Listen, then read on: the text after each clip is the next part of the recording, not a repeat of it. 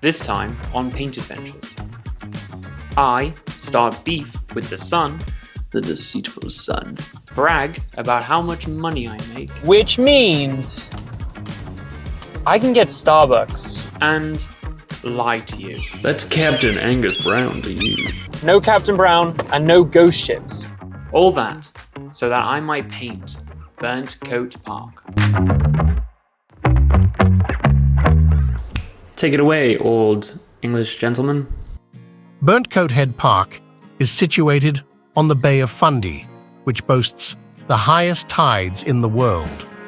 The park offers visitors a chance to witness this incredible natural phenomenon, with tides that can reach up to 50 feet. No, 50 feet's insane. So many of me. Walk on the ocean floor, exploring tidal pools and rock formations that are usually submerged. The park is named after the original lighthouse that was built in the 1850s and has since been replaced by the current structure. This remarkable tidal range is a result of the unique geography of the Bay of Fundy, which amplifies the effects of the tides. You gotta be known for something, and record-breaking tides is pretty cool. Like a nightmare for sailors. Legend has it that one of the early lighthouse keepers, a man named Captain Angus Brown, That's Captain Angus Brown to you. experienced strange occurrences during his tenure.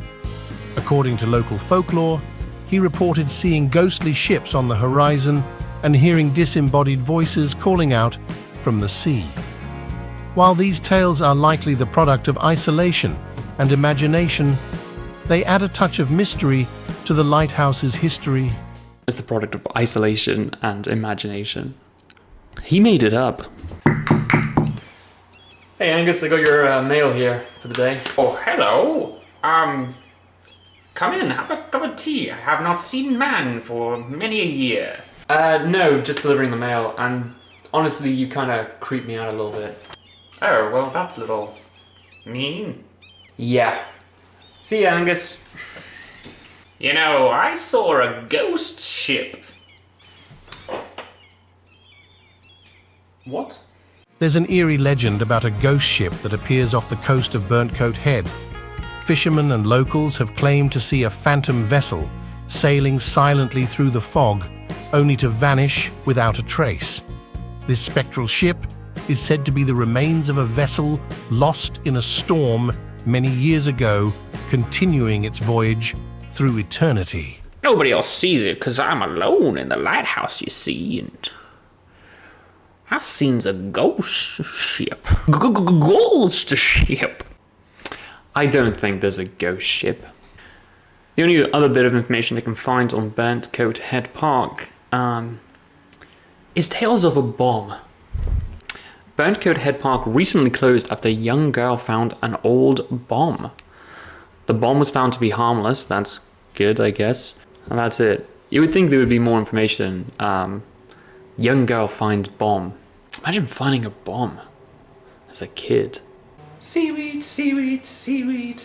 Bomb, seaweed, bomb. Mother? Amanda, please, I'm busy dealing with it. Is that a bomb? Why is it ticking? Alright, that was about as interesting as it gets for Burntcoat Park. I did get a road map to Nova Scotia, so I'll never get lost. Oh my god. Instantly regret this. Natural wonder. Ooh. It actually looks like it can take a bunch of old country roads to get there. I wonder what's in Old Barns. Knoll Shore.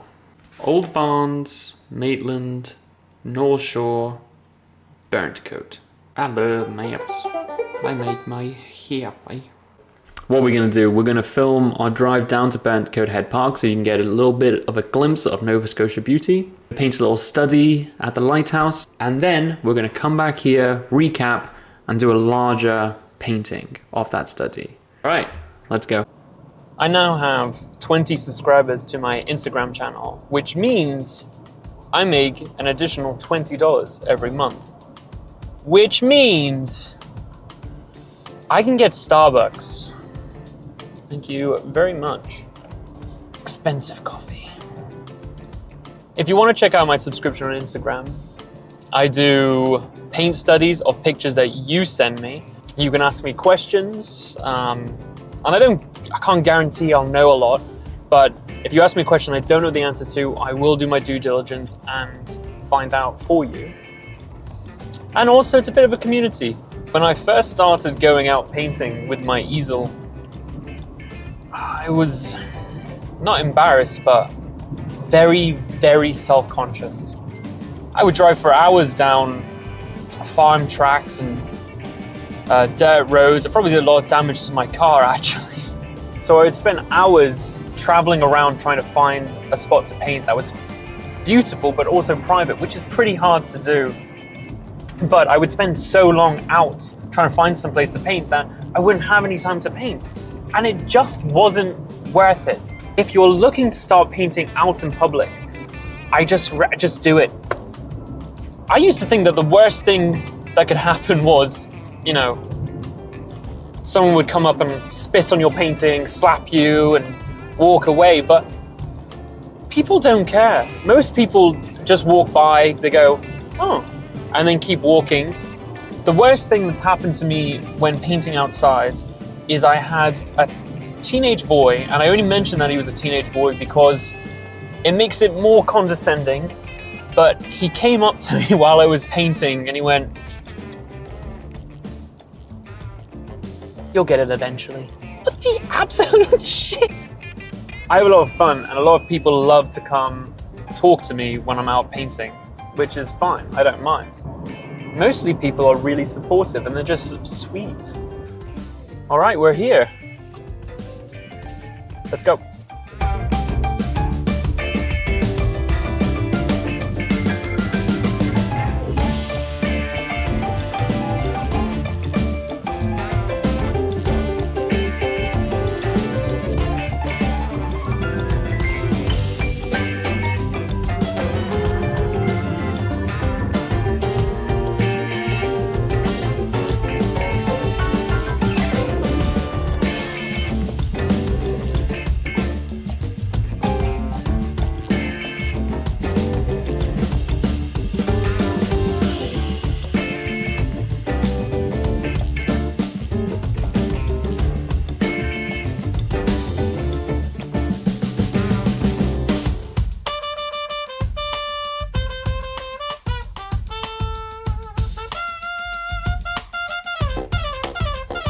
So firstly, there's absolutely no Captain Brown. No Captain Brown and no ghost ships. The source that I read was greatly exaggerated. The family that looked after the lighthouse was the Faulkner family, and they looked after it in the 1800s and through to when it got burnt down in the early 1900s. I really wanted there to be a ghost ship. No ghost ship, no Captain Angus Brown, but it was a beautiful spot to go paint at. So when I started painting, it was lovely and blue, and we had nice strong shadows. And by the time I finished, it was cloudy and overcast. Every single time a person came up to ask me about my painting, they looked at my painting, and then they looked at the scene, and then they looked back at the painting, back at the scene, and then at me like I was an insane person. I was like a broken record. I had to keep going, oh, it was sunny when I got here, and it was so overcast that there was no way anyone was believing me. Overall, I had a lovely time in Burntcoat Park. It was beautiful. All right, we're gonna head back to the studio, and I'm gonna do a larger painting, and I'm gonna talk about what I don't like about my study. Okay, I'm back in the studio. I'm out of my little boy clothes, my little boy painting clothes, and I've got my study up on the easel behind me. It's a good study in the way that it helps me understand what I don't like. Firstly, the composition. It is slap dab right in the middle, and it's not that strong of a subject to be right in the middle like that. With plein air painting, there's always a difficulty in being able to clean your brushes right. So the house looks a little green because I still had green on my brush. This is kind of embarrassing. The shadows moved. while I was painting, obviously, as the sun does, the deceitful sun.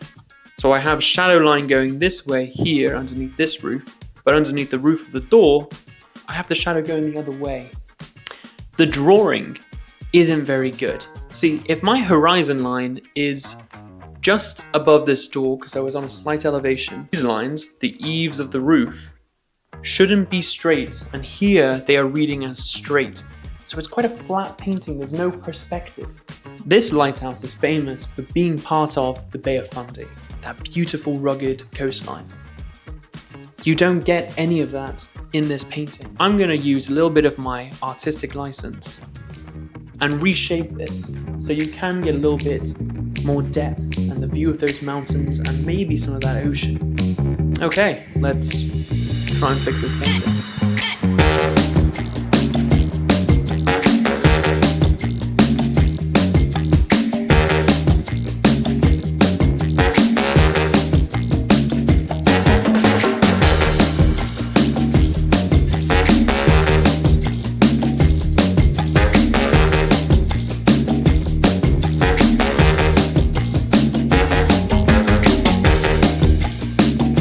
Okay, I am kind of done.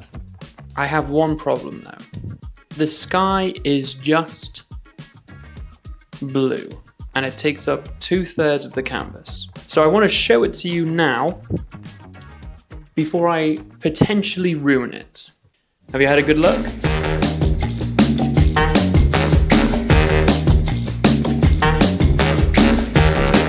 All the elements in the painting are now pointing towards the lighthouse.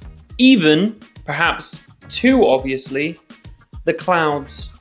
But sometimes I like a good bit of hand holding in my paintings. Everything is to draw your eye in towards that lighthouse. On my last painting on site, I had a hard time cleaning my brush between strokes, so the lighthouse ended up looking yellow. This time, not the case. It's a nice, clean, white, blue. Shadows are going the right directions, also a good sign. Context is pretty important for this lighthouse, as I mentioned earlier.